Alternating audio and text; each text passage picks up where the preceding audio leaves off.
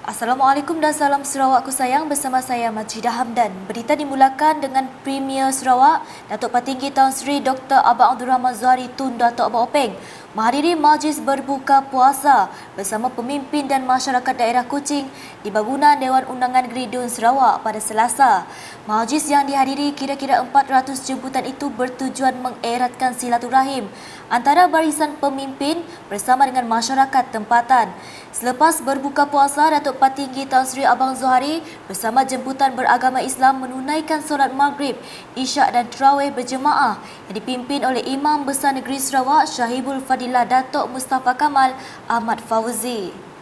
Turut hadir ialah Timbalan Perdana Menteri Datuk Seri Fadilah Yusof, Timbalan Premier Sarawak Datuk Ahmad Douglas Uga Ambas dan Datuk Seri Profesor Dr. Sim Koo Hian, Speaker Dun Sarawak Tan Sri Datuk Amar Muhammad Asfia Awang Nasar, Menteri di Jabatan Premier Sarawak Datuk John C. Kitayai, Menteri Utiliti dan Telekomunikasi Sarawak Datuk Julaihi Narawi serta div-div terhormat yang lain.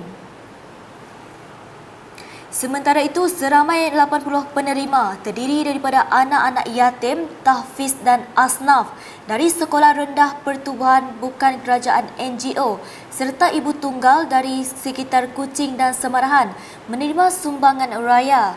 Pemberian sumbangan itu telah disempurnakan oleh Timbalan Premier Sarawak Datuk Amar Awang Tengah Ali Hassan di Kuching pada Selasa. Penganjuran majlis tersebut adalah untuk mengeratkan hubungan mesra selain menjadi tanggungjawab sosial korporat CSR Perbadanan Kemajuan Perusahaan Kayu Sarawak Pusaka kepada masyarakat.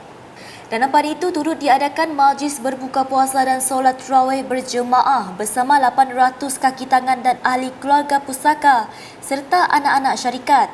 Selain itu, penyampaian sumbangan warga Muslim Surau Pusaka kepada Panitia Islam Kampung Garung Padawan turut diadakan.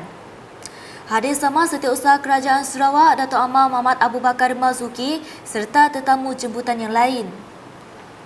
Di Engkelili pula, Timbalan Premier Sarawak merangkap Menteri Kesihatan Awam Perumahan dan Kerajaan Tempatan Sarawak Datuk Seri Profesor Dr. Sim Koo Hian telah menyaksikan 32 ahli Majlis Daerah Lubuk Antu MDLA mengangkat sumpah pada Selasa. Upacara angkat sumpah tersebut adalah bagi penerimaan jawatan sebagai ahli majlis berkuat kuasa 1 April 2023 hingga 31 Mac 2025. Semasa berucap, Datuk Seri Profesor Dr. Sim berharap agar kesemua ahli majlis MDLA bekerja dengan tulus dan komited bagi mencapai sasaran yang ditetapkan oleh Kerajaan Sarawak, sekaligus perlu bekerjasama rapat dengan wakil rakyat dan agensi kerajaan. Dalam upacara itu, kesemua ahli majlis telah menandatangani surat pelantikan penerimaan jawatan masing-masing serta melafazkan ikrar bebas rasuah yang dipimpin oleh pengerusi MDLA Richard Ngumbang. Timbalan Premier Sarawak itu turut menyempurnakan penyampaian sijil penghargaan kepada mantan ahli MDLA yang telah tamat perkhidmatan. Beralih ke perkembangan seterusnya, Kerajaan Sarawak memberikan penekanan terhadap pendidikan awal kanak-kanak sejajar dengan pembangunan arus semasa. Menurut Menteri Pembangunan Wanita, Kanak-kanak dan Kesejahteraan Komuniti Sarawak, Datuk Seri Fatimah Abdullah, bagi menyokong usaha kerajaan itu, pihak Universiti Teknologi Swinburne Kampus Sarawak akan menawarkan program diploma pendidikan awal kanak-kanak mulai September 2023. Jelasnya, ia dapat membantu menghasilkan pendidikan yang berkualiti untuk anak-anak menerusi guru terlatih dan layak dari segi ilmu serta kemahiran. To be able to produce a quality education for our preschool children, we need teachers to be properly trained and properly qualified in terms of knowledge, in terms of skills. So we are excited also to hear what Swinburne has to offer, and then in terms of its curriculum, this curriculum especially. So maybe after hearing what they are or they intend to offer, perhaps we could also add in what we think should be also included. Beliau berkata demikian ketika ditemui media selepas menerima kunjungan hormat daripada Swinburne Sarawak di Kuching pada Selasa. Datuk Seri Fatimah menambah, bagi yang berminat dengan program diploma pendidikan awal kanak-kanak di universiti tersebut, mereka boleh memohon pinjaman pelajaran daripada Yayasan Sarawak. Sementara itu, Pro Naib Chancellor dan Ketua Pegawai Eksekutif Swinburne Sarawak, Insinyur Profesor Loh Hing Ho turut memaklumkan usaha mewujudkan program tersebut adalah selaras dengan hasrat Kerajaan Sarawak dan juga untuk membantu pengendali taska untuk mendapatkan kelayakan yang diperlukan di bawah peraturan dan undang-undang. So it's a very important step for us to meet what the Sarawak government's directions, and also to help out the Kementerian so that all the handlers, the nurseries and also the preschools, teachers have right qualifications. And this diploma of early childhood education, we spent about 2 years to get the qualifications, and the diploma is actually approved by the QA and also Ministry of Higher Education. And finally, the graduate from the diploma actually can proceed to get Bachelor of Early Childhood Education at Melbourne also, if they wish to do so.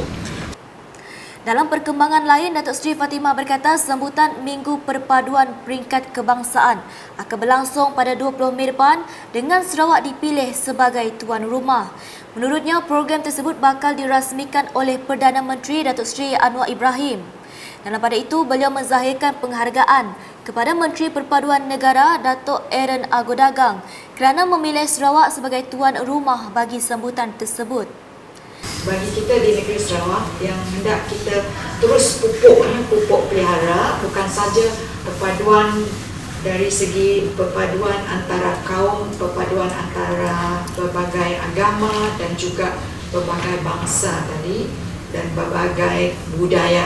Bahkan kita juga sekarang ini pupuk iaitu perpaduan antara generasi, intergeneration. Intergenerasi maknanya warga emas dengan yang belia dengan kanak-kanak. So intergeneration perpaduan.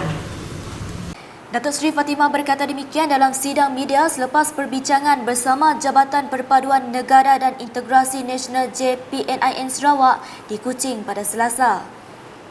Di Betong pula, projek skim pembesaran kampung SPK diperkenalkan oleh Kerajaan Sarawak untuk membantu golongan muda memiliki rumah kediaman sendiri. Timbalan Menteri Pembangunan Wanita, Kanak-kanak dan Kesejahteraan Komuniti Sarawak, Muhammad Razi Sitam berkata SPK merupakan usaha kerajaan dalam membantu membangunkan dan membina prasarana untuk rakyat. Jelasnya, pelbagai perancangan telah dibincangkan untuk pembangunan bagi kawasan Dun Saribas khasnya. Beliau berkata demikian ketika ditemui pemberita selepas menghadiri mesyuarat pejabat tanah dan survey bahagian Betong pada Isnin. Dalam pada itu, mesyuarat yang diadakan itu antara lain bertujuan membincangkan dan mendengar daripada penguasa Jabatan Tanah dan Survey Betong sendiri berkenaan dengan status projek SPK bagi Kampung Bungin, Kampung Manggut dan Kampung Sebemban. Muhammad Razi turut mengemukakan cadangan untuk membangunkan projek SPK yang mana dibuka untuk penduduk Kampung Supak, Kampung Mendang, Kampung Manggut, Kampung Tui dan sekitarnya. Manakala beliau turut meluangkan masa meninjau lokasi pembinaan sekolah baru SK Sebemban. Untuk rekod projek pembinaan sekolah baru SK Sebemban kini telah siap sebanyak 70% dan dijangka siap sepenuhnya pada penghujung tahun ini. Ia merupakan salah satu inisiatif Muhammad Razi dalam usaha menggantikan sekolah yang lama kerana dikhawatiri sekolah lama tersebut berisiko tinggi untuk digunakan oleh para pelajar akibat jarak yang terlalu dekat dengan sungai. Sekian edisi Tengah Hari bersama saya Majidah Hamdan. Berita lebih lanjut boleh didapati di semua platform media sosial UKAS termasuk portal ukas.sarawak.com.my dan UKAS Channel di YouTube. Sebelum mengakhiri edisi Tengah Hari ini, saksikan kemeriahan majlis berbuka puasa bersama pemimpin dan masyarakat daerah Kuching yang dihadiri oleh Premier Sarawak di Bangunan Dun Sarawak pada Selasa. #Mebafakta, salam UKAS.